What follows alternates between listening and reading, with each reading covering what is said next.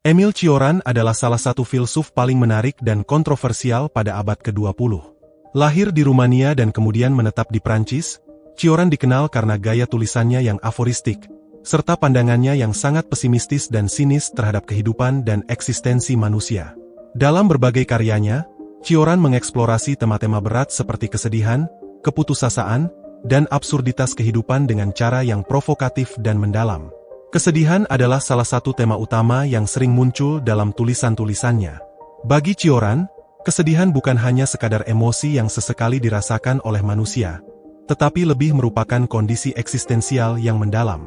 Ia memandang kesedihan sebagai aspek yang tak terpisahkan dari pengalaman manusia, suatu kondisi yang selalu hadir di balik semua aspek kehidupan kita. Dalam karya-karyanya, ia berusaha untuk memahami dan menjelaskan kesedihan dari berbagai sudut pandang, mulai dari keterasingan individu hingga kefanaan hidup. Makalah ini bertujuan untuk mengupas pandangan Cioran tentang kesedihan dan bagaimana pemikiran-pemikirannya dapat memberikan wawasan yang lebih dalam tentang kondisi manusia. Dengan mengeksplorasi ide-ide Cioran, kita diharapkan dapat memahami kesedihan tidak hanya sebagai suatu penderitaan, tetapi juga sebagai suatu bentuk refleksi dan keindahan yang mendalam dalam hidup manusia.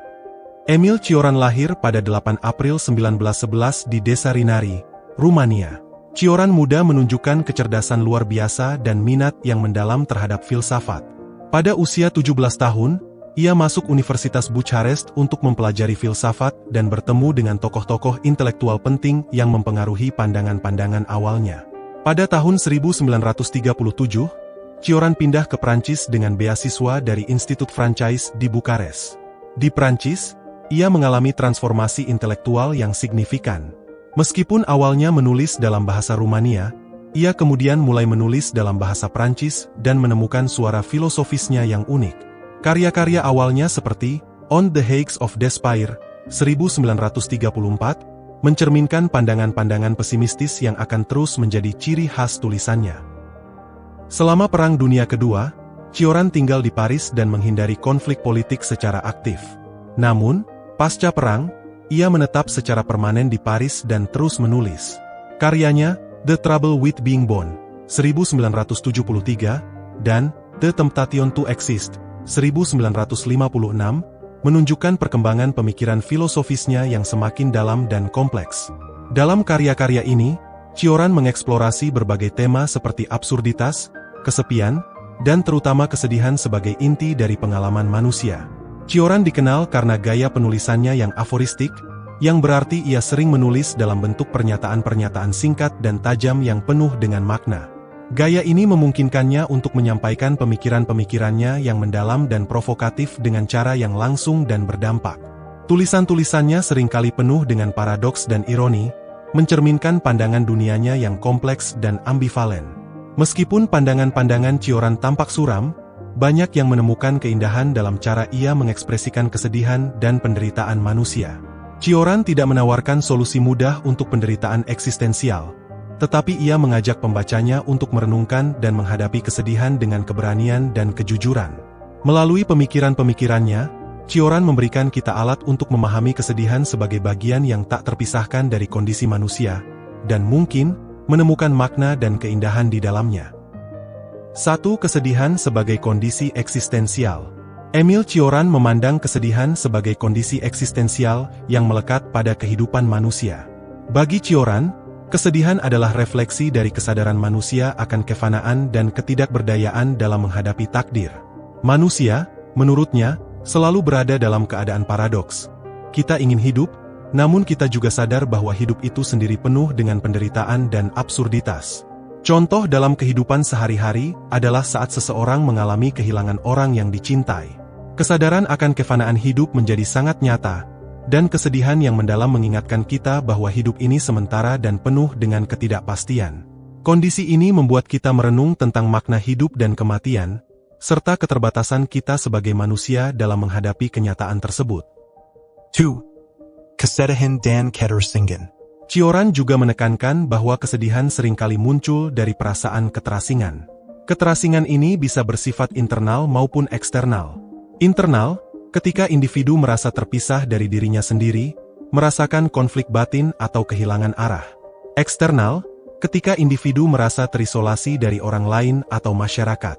Contoh dalam kehidupan sehari-hari adalah perasaan kesepian yang dialami seseorang meskipun berada di tengah keramaian. Misalnya, seorang pekerja yang merasa tidak ada yang benar-benar memahami perasaannya di tempat kerja. Meskipun ia dikelilingi oleh rekan-rekan kerja, ia merasa terasing karena tidak ada koneksi emosional yang mendalam. Perasaan keterasingan ini memperdalam kesedihan karena individu merasa tidak terhubung dengan dunia di sekitarnya. 3. Kesedihan dan keindahan. Meskipun pandangan Cioran tentang kesedihan tampak suram, ia juga melihat kesedihan sebagai sumber keindahan. Kesedihan, dalam pandangannya, memungkinkan seseorang untuk mencapai kedalaman emosional dan pemahaman yang lebih mendalam tentang kehidupan. Kesedihan dapat memicu refleksi yang mendalam dan ekspresi kreatif yang autentik. Contoh dalam kehidupan sehari-hari adalah karya seni yang diciptakan dari pengalaman kesedihan. Seorang penulis yang mengalami patah hati mungkin menulis puisi atau novel yang sangat menyentuh dan indah, menggambarkan kedalaman emosinya dengan cara yang resonan bagi banyak orang. Kesedihan menjadi bahan bakar bagi kreativitas, menghasilkan karya yang memikat dan menginspirasi orang lain. 4. Kesedihan dan keinginan untuk mengakhiri penderitaan. Cioran sering membahas bagaimana kesedihan yang mendalam dapat membawa seseorang pada pemikiran tentang kematian dan keinginan untuk mengakhiri penderitaan. Namun, ia tidak melihat bunuh diri sebagai solusi, melainkan sebagai ekspresi dari kebebasan individu untuk memilih.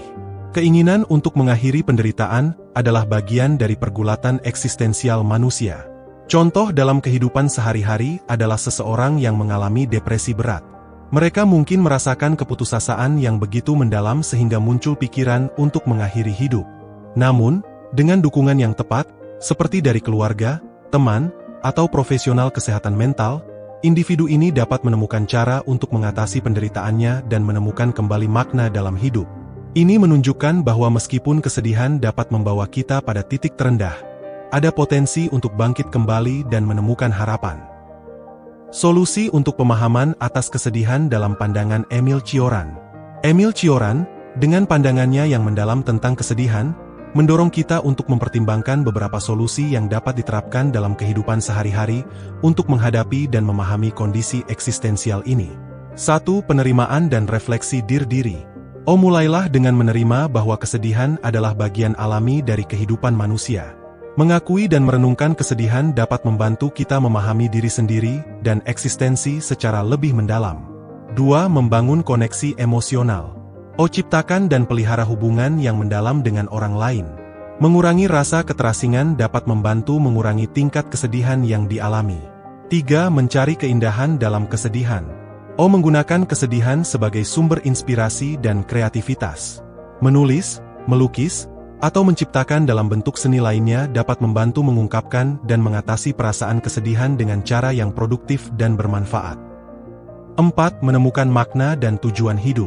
Melalui refleksi dan eksplorasi diri, coba temukan makna dan tujuan hidup yang dapat memberikan arti dan motivasi yang kuat. Ini dapat membantu mengatasi perasaan keputusasaan dan membimbing kita melalui masa-masa sulit. 5. Menghargai kehidupan sepenuhnya. Akhirnya, cari cara untuk menghargai setiap momen kehidupan, baik yang menyenangkan maupun yang menantang. Mengembangkan sikap penerimaan terhadap kesedihan dapat membantu kita tumbuh dan berkembang sebagai individu yang lebih utuh dan sadar. Dengan menerapkan langkah-langkah ini, kita dapat lebih baik memahami dan mengelola kesedihan dalam kehidupan sehari-hari, sebagaimana yang diinspirasi oleh pandangan filsafat Emil Cioran. Kesimpulan. Kesedihan dalam pandangan Emil Cioran adalah tema yang kompleks dan mendalam. Ia melihat kesedihan sebagai kondisi eksistensial yang tak terhindarkan dan bagian integral dari pengalaman manusia. Melalui pemikiran-pemikirannya, kita diajak untuk merenungkan dan memahami kesedihan dari perspektif yang lebih dalam.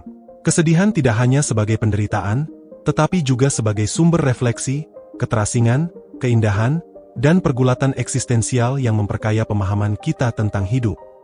Terima kasih telah menonton dan menemani saya dalam menjelajahi pemikiran Emil Cioran.